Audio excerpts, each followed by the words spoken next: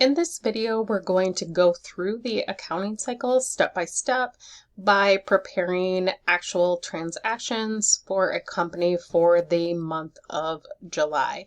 We have our information here. This spreadsheet is available in the week 1 module.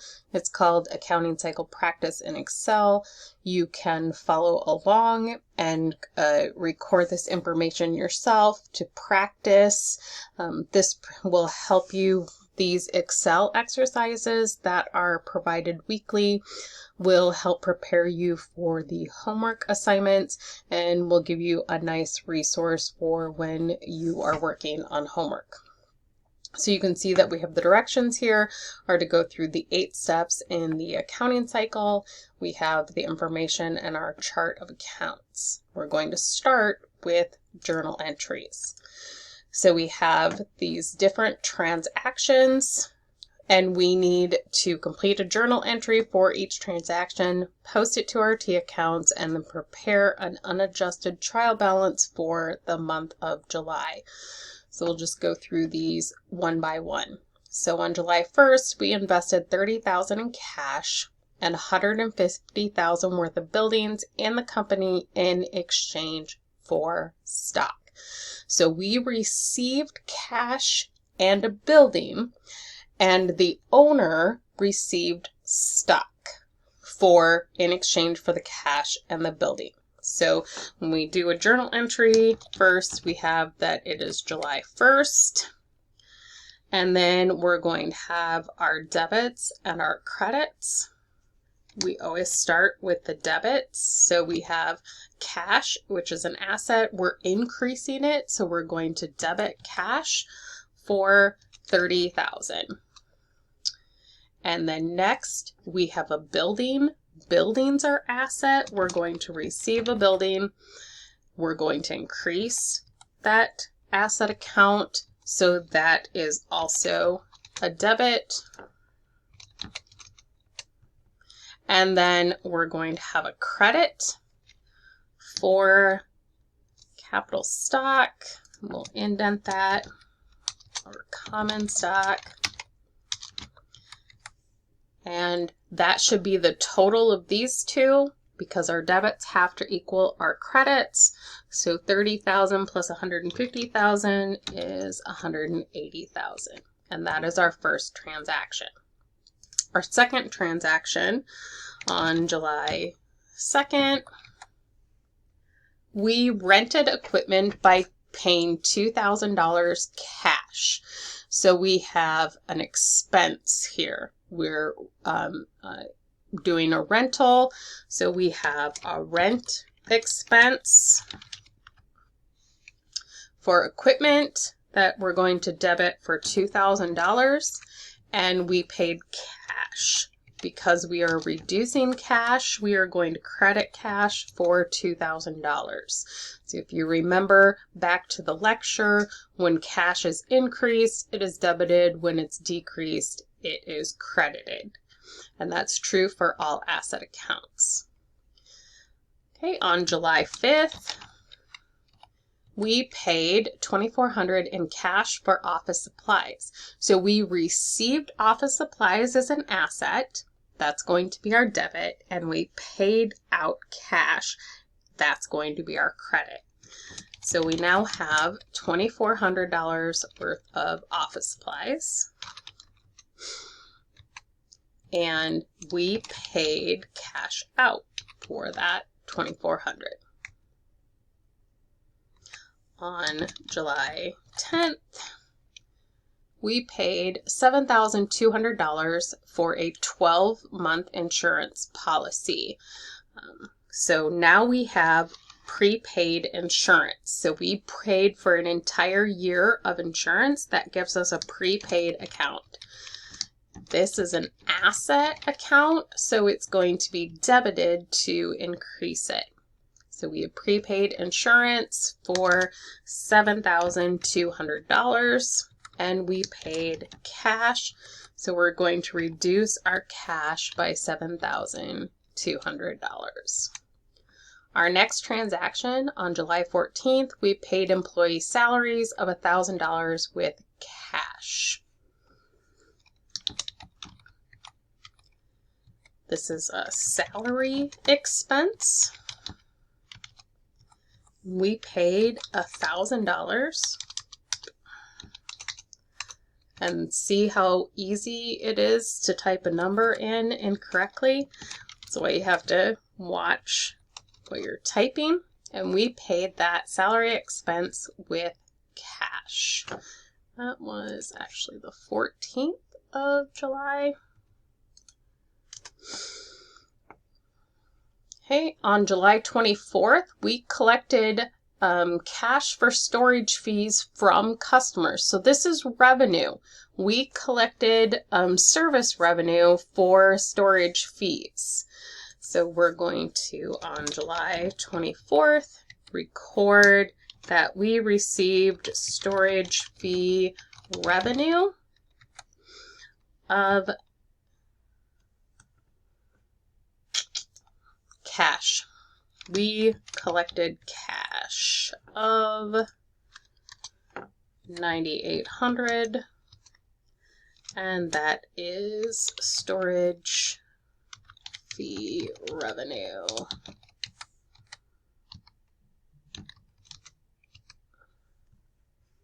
Okay. On July 28th, we paid our employees again. That transaction is going to be identical to the transaction on July 14th. So we have a salary expense of $1,000 and we paid cash of $1,000. Our next transaction on July 9th, we paid $950 cash for minor repairs to a leaking roof. So we have a repairs expense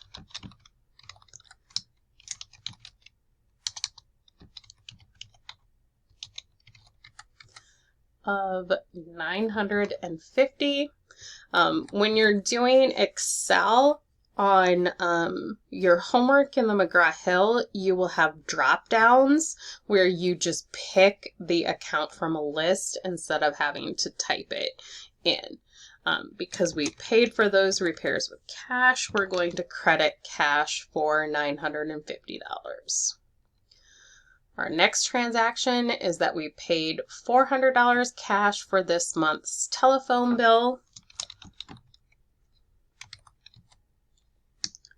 So we had phone expense of $400 and we paid cash of $400. And then our last transaction, we paid $2,000 in cash dividend on July 31st. So we had a dividends expense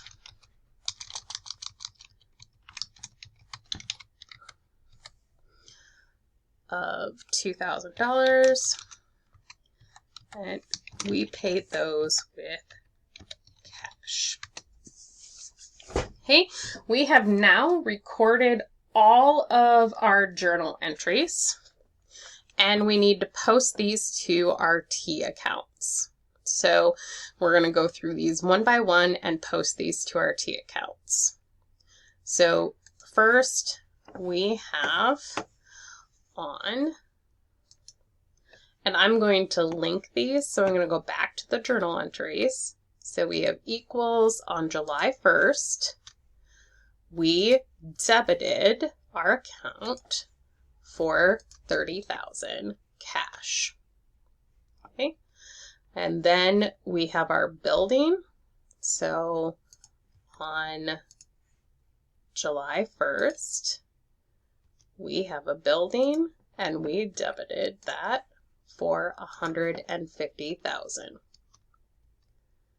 And then the last thing that we got for that is our common stock. So we have our common stock here. I'm going to equal, and then I click on the date. That's just going to move it over. And we have a credit of $180,000 for common stock.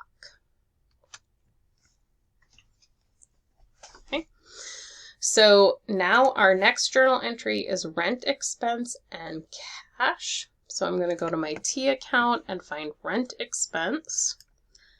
And I'm going to record the date and then a debit for $2,000.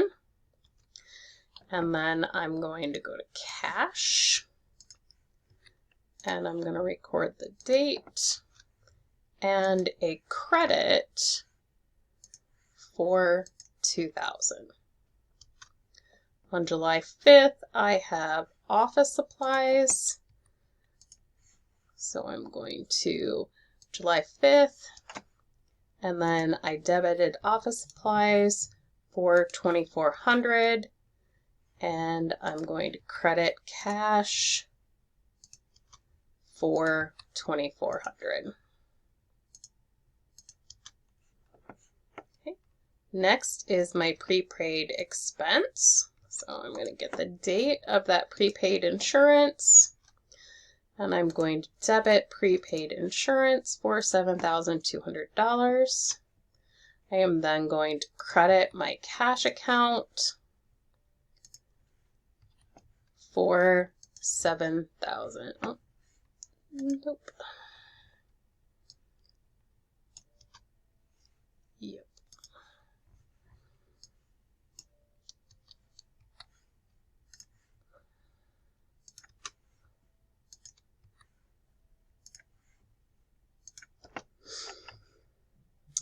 Next is my salary expense. So my salaries expense, I'm going to record on the 14th of July a debit for $1,000. And then on the 14th of July, I had a cash payment out or a credit of $1,000. Okay. Then the next transaction is to record the receipt of cash or debit of cash for service revenue. So we record that $9,800 in revenue. And now we have storage revenue. So we're going to record the date, 24th of July, and then a credit to revenue of $9,800. Next is July 28th, another salary expense. So July 28th, we're going to, salary expense. We're going to debit salary expense for $1,000. And we're going to credit cash for $1,000.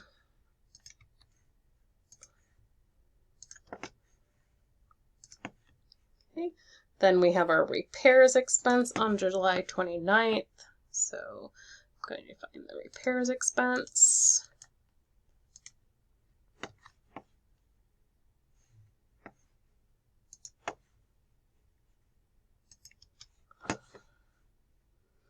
And we're going to debit that account for $950. And we paid cash. So we are going to credit the cash account for $950. Then we have our phone expense.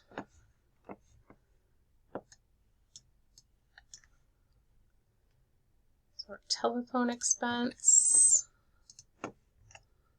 On the 30th, we're going to debit telephone expense for $400. And we are going to credit cash for $400.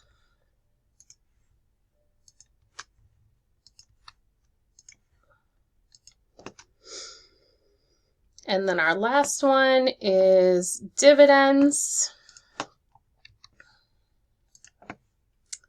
So on the 31st, we are going to debit our dividend account for $2,000, and we are going to credit cash for $2,000. Okay, now we've posted everything to T accounts, so we are going to get the balance in our T account. So remember, the balance is the total debits minus the total credit for asset accounts. So we're going to take the total debits. So I'm just going to sum this here, and that adds up the whole column. It's just good practice to use the whole column even though there are only two amounts in there. And minus the total, the sum of the total credit column. So we have a balance in the cash account of $22,850. So we have 0 in accounts receivable. We have $2,400 in office supplies. $7,200 in prepaid insurance. $150,000 in our buildings. We have not recorded a depreciation because that's an adjusted entry. We have 0 in all of our liabilities accounts. So in these equity accounts, the normal balance is a credit here. So here we're going to take credit minus debit to get our balance. The dividend account has a normal debit balance, so debits minus credits. Storage revenue, revenue has a normal credit balance, so credits minus dividends. And then all of our expense accounts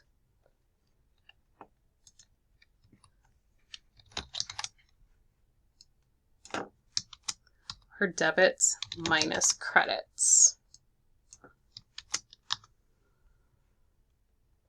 We don't have an insurance expense yet. That will be an adjusting entry. And office supplies will be an adjusting entry.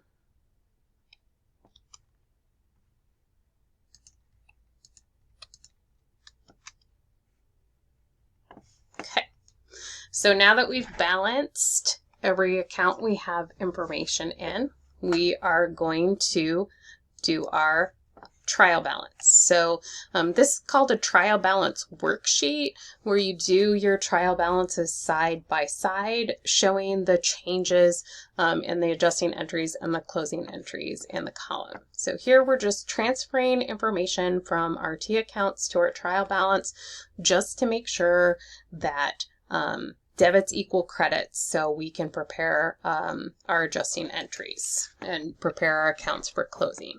So we're just going to transfer the balances. So we've got a cash balance, debit of $2,250. This is 0. And you can put the zeros in there. That's just fine. We've got office supplies of $2,400. So I'm just equal and then going to the T account and taking the balance. It is much better to do this method than it is to type it in. You should always use an equal sign. If you don't use an equal sign in Excel and Connect and you just type in a number, Connect is going to tell you that it is incorrect. And that is because best practices is, I'm going to format these cells really quick. So that is a number and it puts the commas in automatically. Accounts payable, salaries payable, and unearned revenue have 0 balances. So we'll go to our common stock, which has a credit balance.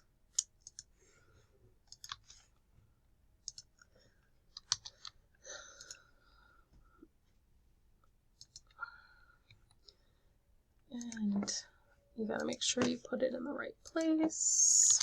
Okay. Retained earnings and income summary. are empty right now. Dividends has a 2,000 balance.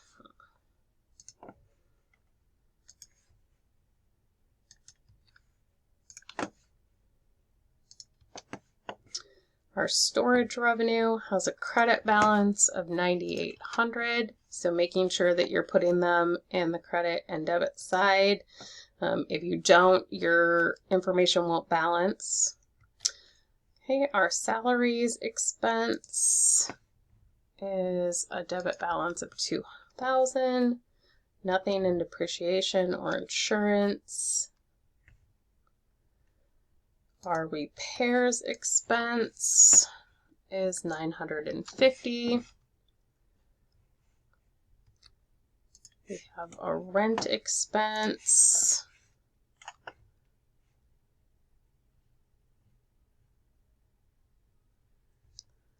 of 2,000. And then I gotta double check what happened here.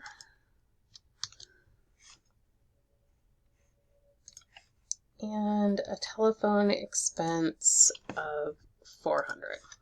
Okay, so now we're going to add up the debit and the credit column. This is another reason why it's easier to do the whole column.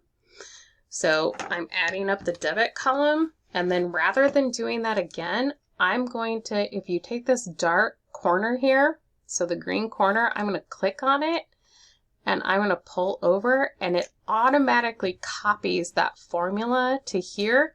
So you can see now this is adding up this entire column. So rather than typing that in, I can copy those formulas that way.